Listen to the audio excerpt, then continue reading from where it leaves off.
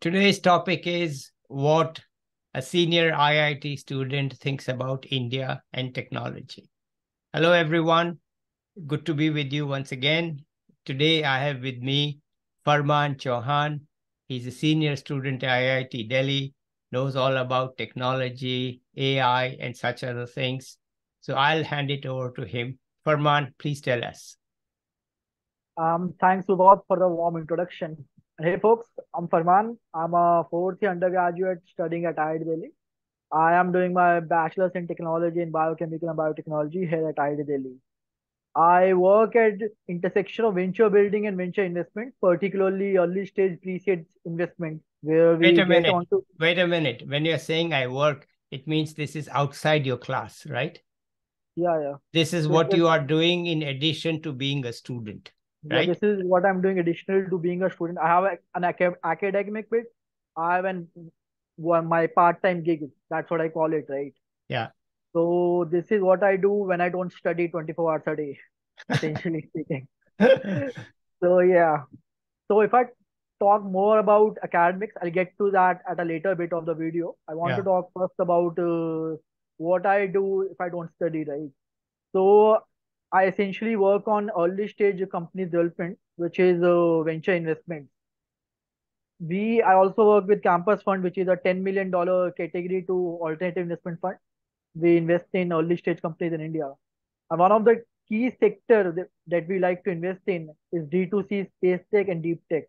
I get onto all of them at a much broader level. If I give you an example of why we are backing India, essentially, is the reason of the population that we have. China has a population of 1.9 billion. There used to be a time that they have a population of 1.9 billion. We have surpassed that. Now, what I see and what how we see India is not just a population as a number. We see population as a terms of human capital that this can incentivize to, right? This is a capital that we can monetize up to. That is the benefit that Indian population would have over the other Chinese population, the Brazilian population that is over in the market, right?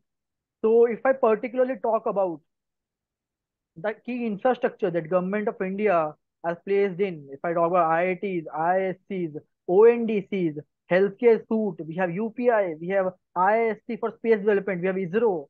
This is all the infrastructure that government has placed for the 1.6, 1.7 odd billion of people that we are to harness these facilities to uprise the new investment opportunities and the GDP growth of our country, right? So if I talk about how India is shaping out, the one of the key frontier where India is shaping out is increasing the disposable income of our country. As we know, the standard of living is obviously increasing. The per capita income of a Indian household is increasing. That led to rise of disposable income. And what disposable income led to is rise of the D2C brand and consumer spending. Consumer spending back in the days, I remember, were around $20 per month, right? If I talk about convert that, it's around 2,000 rupees, right? For Right. the subsidies that we have. Now this has rise up to 8,000 rupees for urban and tier one cities, right? And the traditional players that we have, the incumbents that we call in our industry, Hindustan Unilever, P&G, these folks are not targeting the tailored need of an Indian customer. What those guys have done, they have seen a tested model in US, in UK. They have implemented the same model into India. And we Indian as a population are very hybrid, right? We have culture values that is tailored to our custom needs, but we also like the values that Western people have. So we are in the middle of a hybrid space. So the incumbents that we have, those folks don't have the tailored need requirement that we have. That led to the rise of D2C brands in India. D2C, so to say, digitally native brand that interacts with their customers through loyalty program, referral programs, through social media, just have a to and fro conversation and deliberate diversion with the customers that they are dealing with and or the selling the product to. So that was the essentially the definition of D2C is. And with the rise of disposable income, the channels of the gateway of the transfer of product or transaction that should need to ease down. If I give Okay. you a very particular example, Farman, let me try to understand this. What you're saying is that we are now producing more goods customized to us Indians, right? As opposed to Absolutely. simply saying, okay, we make this soap worldwide. Why don't we sell it to Indians, right? No, we don't sell the same soap that we sell in some other country to Indians. We actually don't even talk of Indians. We talk of separate types of Indians and we customize it to each type of Indian group, right? That's what you are saying. That's rightly said, Subhash. That's, I think, a much better detailed description that you have given. Okay, wonderful. D2C, D2C is targeting the niche segment, niche tailor need of the customers. Yeah. Understood. This is what you need, you know. You just don't want to buy uh, anything. You want to say, listen, this is the specific things that I want. Can you give it to me? And they say, we already know what you want because we are surveilling you all the time. So Sure. don't tell me what you want. I know what you want and I'm giving it to you. Right? Yeah, that's the consumer perspective of Indian consumer perspective that they have, right? They have the product, but that's not what they want, right? Yeah. But if I am moving further, as I said, India has a huge human capital with them, right? How Mm-hmm. you can deploy that? We are a techie nation. We produce more software engineers, more IT folks than anywhere else in the world. If I give you a brief context, India produces 4,000 graduates per year, not just in particularly software industry niches. So I give you a particular example of AI/ML. This is the start for AI/ML. India Wait, wait, produced wait, wait, wait, wait. AIML, artificial intelligence, machine and learning. machine learning. Okay, fine. So Okay, India produced 4,000 niche engineers in artificial intelligence and machine learning. India produced 7 lakh engineers on a broad spectrum of IT, software development, quant, and all that stuff related to technological development. So okay. we are far ahead of the amount of capital, human capital need that US or something like Israel requires, right? Hmm. So one key white space that we see is the rise of the tech infrastructure, particularly Indian SaaS. If I break down SaaS, it's nothing but software as a services that you provide to B2C customer, that is your consumer, that is me and you, and to the B2B customers, that is SMBs, the small and medium enterprises, your industries, your manufacturers, your retailers, these the business folks. So these folks are selling software solutions to me and you and industry, the business industries that we have, right? So Indian SMB sector, Indian manufacturing sector is rising. As I said, the consumption is rising. But for automating that process, for optimizing that manufacturing process, you need special algorithms. You need special data collection. How can you improve on something that you can't measure? This is a very core inherent problem you must have faced in economics as well. You can't optimize on something if you can't measure it. So Yes. there is a need for data collection, and that data collection should only be done by tech, and that is the reason, that is the first phase of Indian tech. Yeah. Once that layer is implemented over the business segment, then we can move over optimization, and that will lead to the next phase of Indian investments and Indian upfolds. Okay, Farman, I'm so glad to hear such a confident, optimistic view of the Indian techie world and of India in general. Now, let me ask you, how did you get here? What was your start? How did you? And let me tell you one thing upfront that when I was younger than you, I did my best to not get into IIT. People told me, take the test at least, and then say no. I said, if I take the test and I get in, I'm sunk for life. I'm never going to do IIT. But I'm glad you did, that there is IIT. Tell us how you got here. I think we are a bit contradicting on the opinion that you just said. We can discuss that after the call as well. Yeah. But how I get into IIT, that's a very interesting question.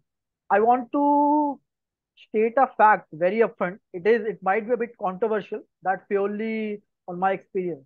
I've observed the K-12 education that India has from one standard to 12 standard, and the people who have scored above 90%, 95% in that. those folks have less percentage of getting into something like an IIT or Indian Institute of Space and Science or Indian Institute of AIMS that we have, All Indian Institute of Medical Science. I particularly believe that folks who study well, who crams a lot of stuff, who do well in the board examination, they don't have that much chances of cracking particularly competitive exams like JEE and NEET. Okay. So those exams required a more core thinking, more fundamental first principle approach towards solving a problem rather than you knowing the solution beforehand and then you back engineering the problem itself. Okay. So this is what my two So cents. you deliberately failed all exams in high school so that you could get into IIT, right? Interestingly, Subodh, I was I think the backbencher, Uh-huh. as they call it, right? I used to score less than 60% marks while growing up till my 8th, 9th standard, Yes. right? But I have a very particular interest in science and technology and mathematics and how these subjects interact with each other. Yeah. I was not good at cramming stuff. I was not good at getting what my school wanted from me. Yeah. I was good at building relationship between one subject matter and the other subject core concept that is still Yeah. there. Yeah. Okay. So yeah, good. No, no. So you did, but you didn't care. You got into IIT anyway, right? Yeah, yeah, yeah. Yeah. Hopefully, I think it turned out really well for me. I got into IIT Delhi, got a decent rank. I think what matters more is how you study than what you study, right? Yeah. The approach, the fundamental approach towards studying is more important than you cramming up a quadratic or quantum equation, right? Hmm. Okay. All right. That's very good. I am so glad that you got into IIT and that I know you and that people like you will propel India forward and you are aiming to do it and you will do it, I'm sure. Now let's turn to see if there's a human side to you, something fun, interesting that you do. Human side, yeah, let's just think about it. While growing up, Subodh, as I told you, I was not good at studies. I had a lot of human side, what to say.